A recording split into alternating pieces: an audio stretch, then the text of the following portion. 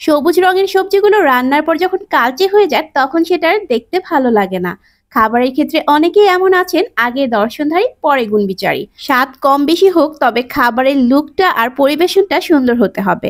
আসসালামু আলাইকুম এভরিওয়ান, আমি আজ ঢেঁড়সের একটা সিম্পল রেসিপি করে দেখাচ্ছি। এই রেসিপিটা ফলো করে রান্না করলে দেখবেন স্বাদেও দুর্দান্ত হবে আর রান্নার পর কালারটাও সুন্দর থাকবে।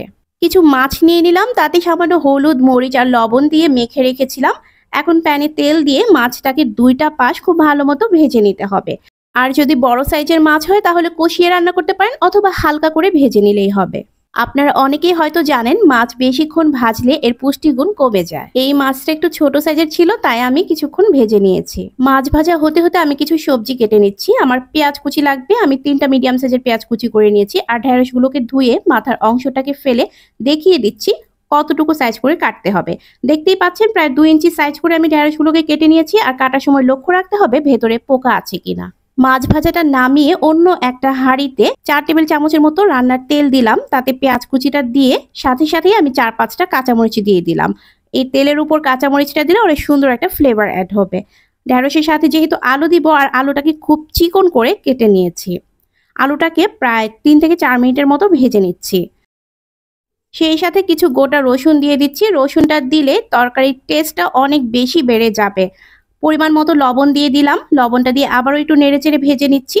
দেখুন পেঁয়াজের কালারটা চেঞ্জ হয়ে গেলে তাতে সামান্য একটু পানি দিয়ে দিচ্ছি, কারণ এখন মশলা দিতে হবে। মশলা দেওয়ার আগে পানিটা দিয়ে নিলে মশলাটা আর পুড়ে যাওয়ার সম্ভাবনা থাকবে না। আর আজকের তরকারিতে আমি শুধুমাত্র হলুদ আর মরিচের গুঁড়া দিয়েছি।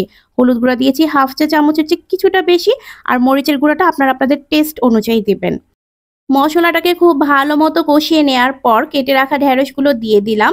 আর ঢেঁড়সটা দিয়ে মিনিট 2 কষিয়ে নিতে হবে, চুলার ফ্লেমটাকে একেবারে লোতে রেখে। খুব বেশি নাড়াচাড়া দেওয়ার দরকার নেই, এতে করে ঢেঁড়সের ঝোলে একটা আঠালো ভাব চলে আসে আর ঢেঁড়সগুলো খুলে যাওয়ার একটা সম্ভাবনা থাকে। 2 মিনিট কষিয়ে নেওয়ার পর ফুটন্ত গরম পানি দিয়ে দিলাম।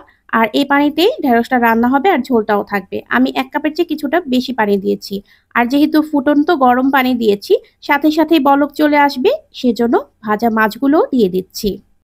এইটুকু তরকারির জন্য আমার এই 4-5 পিস মাছই যথেষ্ট ছিল, তাই আমি সবগুলো মাছ দিইনি। এখন ঢেকে দিয়ে প্রায় 10 মিনিট রান্না করে নিয়েছি মিডিয়াম হিটে। 10 মিনিটের মধ্যেই রান্নাটা হয়ে যাবে। আর নামানোর আগে 2টা কাঁচামরিচ দিয়ে দিলাম একটা সুঘ্রাণের জন্য, আর ভাজা জিরা গুঁড়ো ছড়িয়ে দিয়ে 2 মিনিট লো হিটে দমে রেখে নামিয়ে নিতে হবে। আর আপনারা যদি ধনেপাতা কুচি দিতে চান তাহলে ভাজা জিরাটা স্কিপ করবেন। ঢেঁড়স অনেকেই শখ করে খান, এই রেসিপিতে রান্না করে দেখবেন, খেতে খুবই ভালো লাগবে। আশা করি আজকের রেসিপিটি আপনাদের ভালো লেগেছে। এতক্ষণ সাথে থাকার জন্য অসংখ্য ধন্যবাদ। আজ বিদায় নিচ্ছি।